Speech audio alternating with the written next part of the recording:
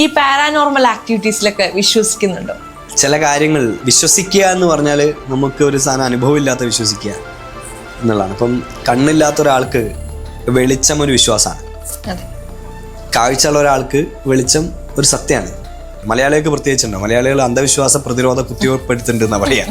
അപ്പൊ അതുകൊണ്ട് മലയാളികൾക്ക് അങ്ങനെ ഒരു ചിന്ത ഉണ്ടാവും. റോജിൻ കേൾക്കാമെന്നുള്ള നിലയിലേ ഉണ്ടാവുള്ളൂ, ചെയ്യണമെന്നൊന്നും വിചാരിച്ചിട്ടുണ്ടാവില്ല. റോജിൻ ചോദിച്ചാൽ എന്താ ചെയ്യാൻ, എന്താ മനസ്സിലുള്ളത്. അപ്പൊ ഞാനൊന്ന് പറഞ്ഞ ഒരു ഡയലോഗ്, അല്ലെങ്കിൽ യക്ഷികളുടെ സൂപ്പർ ഹീറോ എന്ന് പറയുന്നത് കള്ളിയങ്കാട്ട് നീലിയാണ്. ഈ കള്ളിയങ്കാട്ട് നീലി വിറച്ചു പോയ ഒരാളാണ് കടമറ്റത്ത് കത്തനാർ. ഇതാണ് വൺ ലൈൻ. അത് വലിയൊരു പ്രൊജക്റ്റായിട്ട് താങ്ങാൻ കെൽപ്പുള്ള ഒരേ ഒരു പ്രൊഡ്യൂസർ ഗൗതം.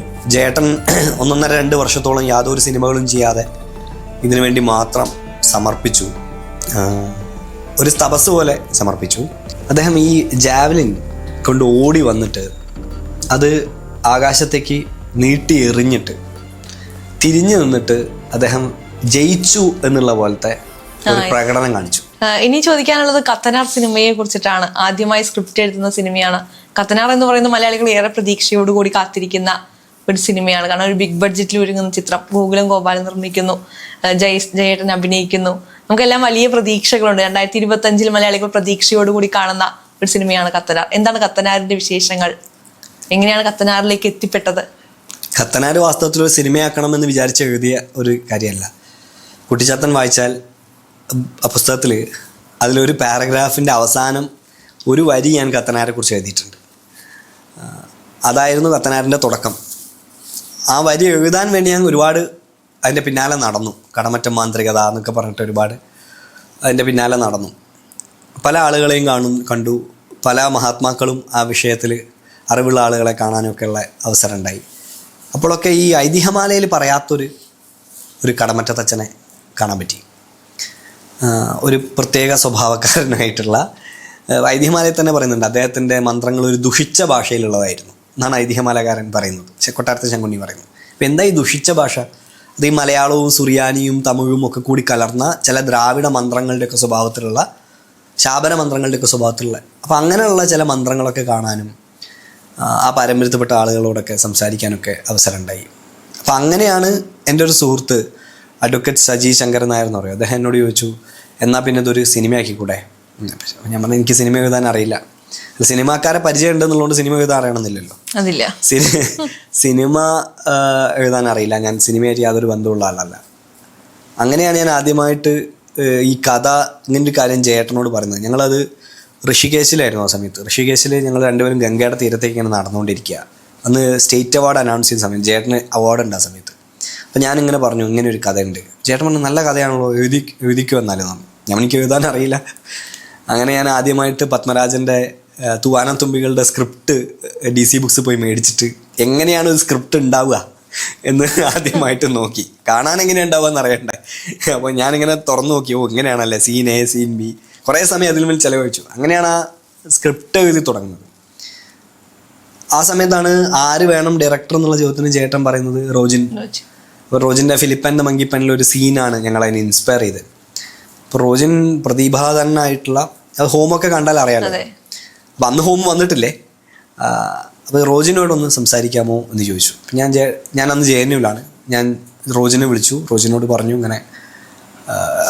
റോജിൻ കേൾക്കാമെന്നുള്ള നിലയിലേ ഉണ്ടാവുള്ളൂ, ചെയ്യണമെന്നൊന്നും വിചാരിച്ചിട്ടുണ്ടാവില്ല. റോജിൻ ചോദിച്ചാൽ എന്താ ചെയ്യാൻ, എന്താ മനസ്സിലുള്ളത്.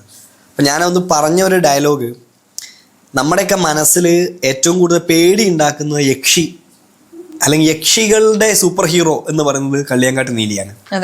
ഈ കള്ളിയങ്കാട്ട് നീലി വിറച്ചു പോയ ഒരാളാണ് കടമറ്റത്ത് കത്തനാർ. ഇതാണ് വൺ ലൈൻ എന്ന് പറഞ്ഞു. അപ്പം അത് റോജിന് ഭയങ്കര താല്പര്യമായി. അതൊരു വേറൊരു അപ്രോച്ചാണല്ലോ. അങ്ങനെയാണ് ആ സിനിമ ഉണ്ടാവുകയും അത് ഗോകുലം ഗോപാലൻ സാർ ഏറ്റെടുക്കുകയൊക്കെ ചെയ്യുന്നത്. കൃഷ്ണമൂർത്തി ചേട്ടനാണ് അതിന് വേണ്ട സഹായങ്ങളൊക്കെ ചെയ്തത്. അത് വലിയൊരു പ്രൊജക്റ്റായിട്ട് താങ്ങാൻ കെൽപ്പുള്ള ഒരേ ഒരു പ്രൊഡ്യൂസർ ഗോകുലം ആണ്. അങ്ങനെയാണ് അത് സിനിമയായിട്ട് സംഭവിക്കുന്നത്. വലിയൊരു ശ്രമം അതിൻ്റെ പുറകിലുണ്ട്. ജേട്ടൻ 1.5-2 വർഷത്തോളം യാതൊരു സിനിമകളും ചെയ്യാതെ ഇതിനു വേണ്ടി മാത്രം സമർപ്പിച്ചു, ഒരു തപസ് പോലെ സമർപ്പിച്ചു.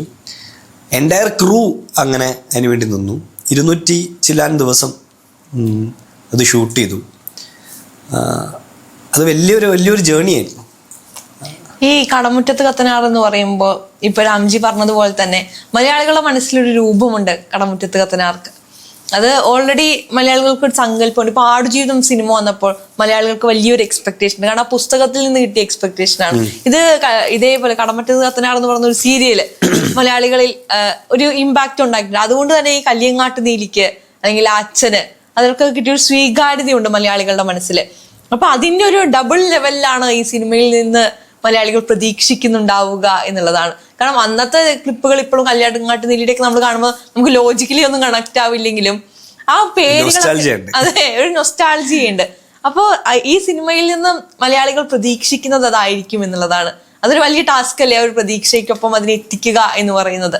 ആളുകളുടെ പ്രതീക്ഷ, നമ്മൾ പറയാറില്ലേ പ്രതീക്ഷയുടെ അമിതഭാരം എന്ന് പറയാറില്ലേ, ആളുകളുടെ പ്രതീക്ഷ നമുക്ക് ഒന്നും പറയാൻ പറ്റാത്ത കാര്യമാണ്. അപ്പോൾ ആളുകൾ എന്താ പ്രതീക്ഷിക്കുന്നതെന്ന് ഇപ്പം എങ്ങനെയാണ് നമുക്കറിയാം. ഇപ്പം മറ്റൊരാളുടെ മനസ്സിലെന്താണ് എന്ന് ചിന്തിക്കുന്ന പോലെയാണിത്. ഞങ്ങളെപ്പോഴും ചിന്തിച്ചിട്ടുള്ള ഒരു കാര്യം, നമ്മൾ ചെയ്യുന്ന കാര്യം വൃത്തിയായി സമയമെടുത്ത് ചെയ്യാന്നുള്ളതാണ്. എനിക്കതിനൊരു ഉദാഹരണം പറയാനുണ്ട്. നീരജ് ചോപ്ര ഒളിമ്പിക്സിൽ മെഡൽ നേടിയ ഒരു പ്രകടനം ഞാൻ ലൈവായിട്ട് ടി വിയിൽ കണ്ടുകൊണ്ടിരിക്കുക. ചിലപ്പോൾ അത് യൂട്യൂബിലൊക്കെ ഉണ്ടാവുമായിരിക്കും. അദ്ദേഹം ഈ ജാവലിൻ കൊണ്ട് ഓടി വന്നിട്ട് അത് ആകാശത്തേക്ക് നീട്ടി എറിഞ്ഞിട്ട് തിരിഞ്ഞു നിന്നിട്ട് അദ്ദേഹം ജയിച്ചു എന്നുള്ള പോലത്തെ ഒരു പ്രകടനം കാണിച്ചു. ഇങ്ങനെ വിക്ടറിയോ എന്തോന്ന് കാണിച്ചു, എന്തോ ഒരു ഞാൻ ഓർക്കുന്നത് അദ്ദേഹം ജയിച്ചോ ഒരു ആത്മവിശ്വാസത്തോടു കൂടി ഒരു പ്രകടനം കാണിച്ചു. ഞാൻ നോക്കുന്ന ആ സമയത്തും ഈ ജാവലിൻ ആകാശത്താണ്. ജാവലിൻ വേണമെങ്കിൽ അവിടെ എത്താതിരിക്കാം, കാറ്റുകൊണ്ട് വഴിമാറിപ്പോം, എന്ത് വേണം സംഭവിക്കാം. പക്ഷെ അദ്ദേഹത്തിൻ്റെ എന്തുകൊണ്ടാണ് അദ്ദേഹം അങ്ങനെ ഒരു ജെസ്ചർ കാണിക്കാൻ കാരണമായത്? ഞാൻ മനസ്സിലാക്കുന്നത്, ഞാൻ എൻ്റെ മാക്സിമം ഡെലിവർ ചെയ്തു, റെസ്റ്റ് ഇസ് അപ്പോൺ ഹിം എന്നുള്ള പോലെയാണ്.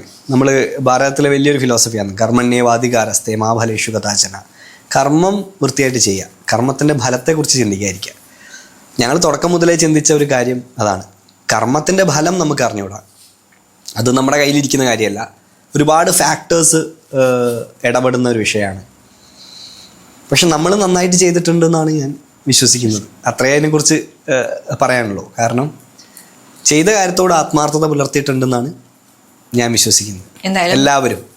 അപ്പം അതുകൊണ്ടത് തീർച്ചയായിട്ടും നന്നാവാനാണ്, പ്രകൃതിയുടെ ഒരു നിയമപ്രകാരം അത് നന്നാവണം എന്നുള്ളതാണ്. ഈ ജയസൂര്യയുമായിട്ടുള്ളൊരു കണക്ഷൻ എങ്ങനെയാണ്? ജയേട്ടനായിട്ട് ഒരു 10 വർഷത്തോളമായിട്ടുള്ള ബന്ധമാണ്.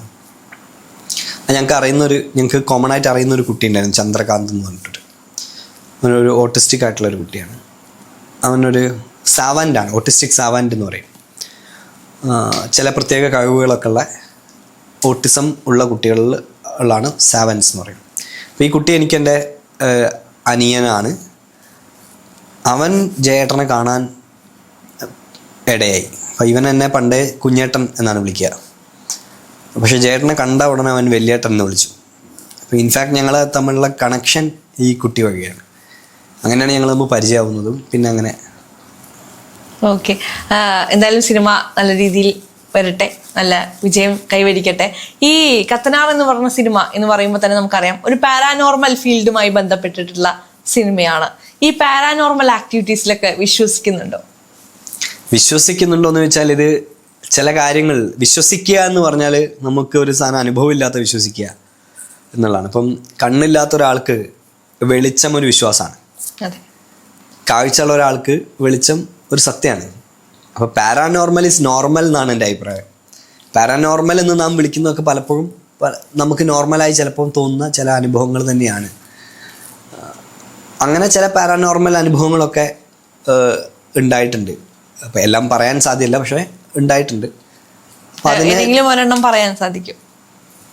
അല്ല, അത് ഒരു വളരെ വ്യക്തിപരമായിട്ടുള്ള ചില അനുഭവങ്ങളാണ്. അപ്പം നമ്മളത് അതിലേക്ക് പോകണ്ട. അതിലേക്ക് പോയി കഴിഞ്ഞാൽ അത് ഇതിൻ്റെ പ്രശ്നം എന്താണെന്ന് വെച്ചാൽ, ഇതെൻ്റെ വളരെ സബ്ജക്റ്റീവായിട്ടുള്ള ഒരു അനുഭവമായിരിക്കും. ഞാൻ വളരെ താല്പര്യത്തോടു കൂടിയായിരിക്കും അത് പറയുന്നത്. പക്ഷെ മറ്റൊരാൾക്ക് അയാൾ ഒബ്ജക്റ്റീവായിട്ട് അത് കേൾക്കുക. അപ്പോൾ ഈ ഒബ്ജക്റ്റീവായിട്ട് ഒരാൾ കേൾക്കുന്ന സമയത്ത് അയാൾക്ക് ഇതിൻ്റെ അകത്ത് സംശയം ഉണ്ടാവും. അപ്പോൾ ആളുകൾ അങ്ങനെ സംശയം ഉണ്ടാക്കണ്ട, ഓരോരുത്തർക്കും വ്യക്തിപരമായ അനുഭവങ്ങളാണത്. അപ്പോൾ അത് സ്നേഹം പോലെയാണ്. ഒരാൾക്ക് മറ്റൊരാളോട് സ്നേഹം ഉണ്ട് എന്നുള്ളത് അയാളുടെ അനുഭവമാണ്. മറ്റൊരാൾ നോക്കുമ്പോൾ അത് സ്നേഹമായിക്കൊള്ളണമെന്ന്, കണ്ടാൽ സ്നേഹമായിക്കൊള്ളണമെന്ന് ഇല്ല. അപ്പോൾ അതുകൊണ്ട് ഞാൻ അതിനെക്കുറിച്ച് പറയുന്നില്ല. പക്ഷെ അങ്ങനെ അനുഭവം ഉണ്ടായിട്ടുണ്ട്. ഇല്ലയെന്ന് പറയുന്നതിൽ അർത്ഥമില്ല. ഇല്ലയെന്ന് പറഞ്ഞാൽ ഒരു കളവായി പോകും. അനുഭവം ഉണ്ടായിട്ടുണ്ട്. ഒന്നല്ല, ഒരുപാട് അനുഭവങ്ങൾ ഉണ്ടായിട്ടുണ്ട്. ആ അനുഭവങ്ങൾ പലതും ഞാൻ പലപ്പോഴും ലോജിക്കലി അനലൈസ് ചെയ്യാൻ നോക്കി പരാജയപ്പെട്ടിട്ടുണ്ട്. എന്ത് കാര്യം ഉണ്ടായാലും നമ്മളൊരു റാഷണൽ ബുദ്ധി വെച്ചിട്ട് അതിനെ ഒരു യുക്തിചിന്ത നമുക്ക് ഉണ്ടാവും എല്ലാ വിഷയത്തിലും. മലയാളികൾക്ക് പ്രത്യേകിച്ചുണ്ടാവും. മലയാളികൾ അന്ധവിശ്വാസ പ്രതിരോധ കുത്തിവെപ്പെടുത്തുന്നുണ്ടെന്നാണ് പറയാം. അപ്പോൾ അതുകൊണ്ട് മലയാളികൾക്ക് അങ്ങനെ ഒരു ചിന്ത ഉണ്ടാവും. അപ്പോൾ അതിൻ്റെ ഭാഗമായിട്ട് നമ്മൾ അതിനെങ്ങനെ അനലൈസ് ചെയ്യാൻ നോക്കി ഉത്തരം കിട്ടാതെ വരുന്ന സമയത്ത് നമ്മളത് അതീതത്തിന് വിടുകയാണ് പതിവ്. അതീതം അല്ലെ ട്രാൻസിഡെൻ്റൽ എന്ന് പറയുന്നത്, അത് അങ്ങനത്തെ ചില എക്സ്പീരിയൻസസ് ആയിട്ട് അങ്ങനെ ഇരിക്കട്ടെ എന്ന് വിചാരിക്കും. അതൊക്കെ കൂടിയല്ല ജീവിതം മനോഹരാക്കുന്നത്. തീർച്ചയായിട്ടും ഒരു അതീന്ദ്രിയ അനുഭവം ഇല്ലാത്ത ജീവിതം എത്ര ബോറായിരിക്കും എന്നാണ് എൻ്റെ ചോദ്യം. ഒരു അതീന്ദ്രിയ അനുഭവം ഉണ്ടാകുമ്പോഴാണ് ജീവിതത്തിന് വേറൊരു ഡയമെൻഷൻ ഉണ്ടെന്നും ഒക്കെ നമുക്ക് കാണാനും മനസ്സിലാവാനും ഒക്കെ പറ്റുന്നത്. എങ്ങനെയാണ് ഇപ്പോഴത്തെ ഡോക്ടർ ആർ രാമാനന്ദനേക്കുള്ള യാത്ര? എങ്ങനെയാണ്?